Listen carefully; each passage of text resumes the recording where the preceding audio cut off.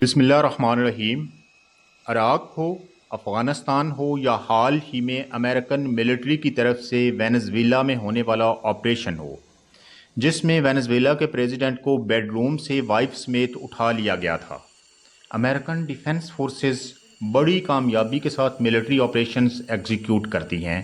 اور اس میں American forces کا کوئی لاس نہیں ہوتا ہے، یا اگر لاس ہوتا ہے تو نہ ہونے کے برابر ہوتا ہے۔ اور امریکن لیڈرشپ ان سارے آپریشنز کو براہ راست امریکہ میں دیکھ رہی ہوتی ہے، اور اس کے سینز کسی بھی ایکشن مووی کی طرح ہوتے ہیں، لیکن امریکہ کو ایران کے ساتھ جنگ میں بالکل اپوزٹ سچویشن کا سامنا کرنا پڑا ہے۔ یو ایس کانگریس کی حال ہی میں شائع ہونے والی رپورٹ کے مطابق ایران امریکہ اسرائیل وار میں کم از کم 42 ملٹری ایئر کرافٹس ڈیمیج ہوئے ہیں یا ایرانی ڈیفنس فورسز کی طرف سے ہٹ کیے گئے ہیں۔ ان میں جدید ترین 5th generation fighter jet F-35، F-15 strike eagle fighter jets, K-135 aerial refuelling year crafts,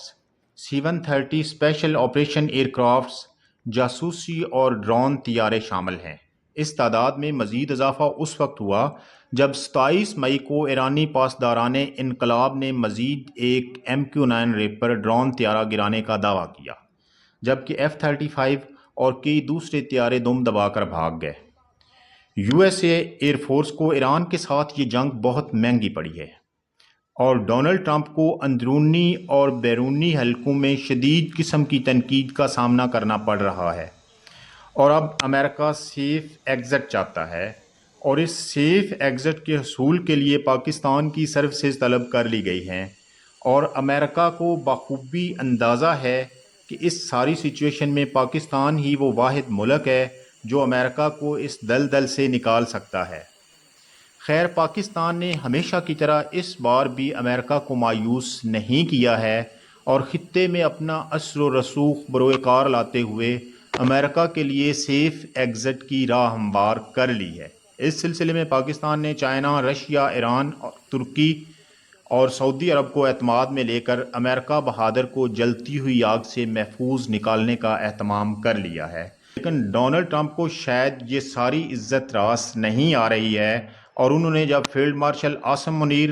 اور پرائم منسٹر شہباز شریف چائنا کے سرکاری دورے پر تھے اور قطر کے شہر دوحہ میں مذاکرات چل رہے تھے، امریکہ نے ایک دفعہ پھر ایران پر فضائی حملہ کر دیا ہے اور ایرانی شہر بندر عباس میں بمباری کی ہے۔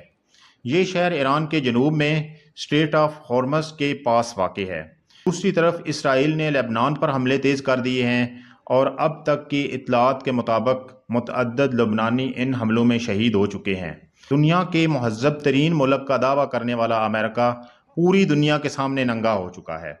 بین الاقوامی تنظیمیں، UNO اور OIC کی مجرمانہ خاموشی دنیا کو اپنی بے بسی کا پیغام دے رہی ہے۔ ایرانی لیڈرشپ نے بڑی جرأت سے رسپانس کیا ہے اور امریکن ڈرون طیارہ مار گرایا ہے، اور مستقبل میں بھی ایسی کسی جارحیت کے رسپانس میں اینٹ کا جواب پتھر سے دینے کا عزم کیا ہے۔